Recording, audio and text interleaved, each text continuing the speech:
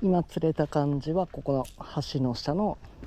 沈み物に対してこのすぐり60を早巻きでダダッダダッダダッって止めて、引っかかって抜けた時に